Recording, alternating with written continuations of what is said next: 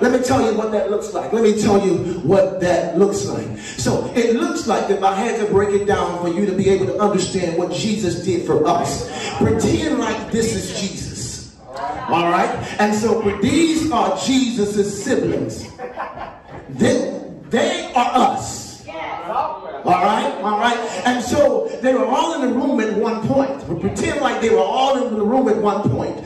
But they decided, we're going to go outside. We're going to go outside and we're going to have fun. And guess what? But Jesus stayed there. All right. He stays in the room. And so the siblings says, guess what? We're going to have some fun. And guess what? All the siblings get in trouble. They mischief, they get caught up, and they are in trouble. And here comes Mama and Daddy. Oh God. Mama and Daddy, that's God. That represents God. Mama and Daddy realize that the kids have gotten in trouble, but they notice that there's one missing. Y'all got it? There's one missing, but the majority of the kids are in trouble. Y'all got it? The majority of them are in trouble. And so Mom and Dad says, listen, there has to be a punishment for your behavior. They're saying, I'm in trouble. We're sorry. But guess what? There has to be a punishment for their behavior. I can't let that go by. What the parents said? That even though they say, I'm sorry, there has to be a consequence for your action. They have made a mistake. They're in trouble. They're very apologetic. But guess what? There has to be a consequence for their actions. So Mom and Dad says, listen, y'all are in trouble. And guess what? I'm getting ready to punish all of you. But here comes the big brother. Come on, big brother. The big brother stands as an advocate for his siblings. Now the big brother, oh God, the big brother was not involved in the whole process. He was in his room minding his own business. Here it is. But the big brother is concerned about his siblings.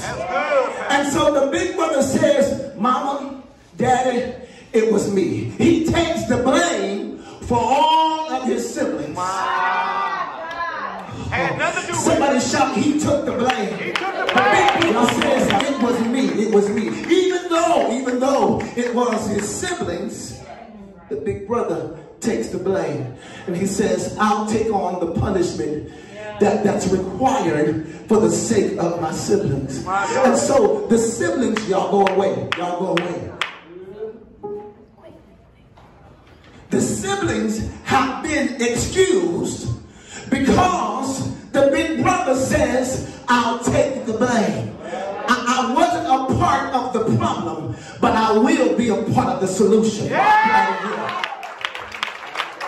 It wasn't my mistake. I did not have hand in the mistakes of my siblings. But guess what? I love them so much, oh God. I'm willing to take the blame and the consequences, oh God, of the ones that I love. You see, love requires you to make sacrifices. Love don't shoot the blame on somebody else. The big brother could have said, listen, I ain't got nothing to do with that. He could have said, my name is Paul. That's between y'all. No, but the big brother says, listen, I love y'all. And I don't want y'all to have to go through the sacrifices. So guess what? I'm willing to take the blame.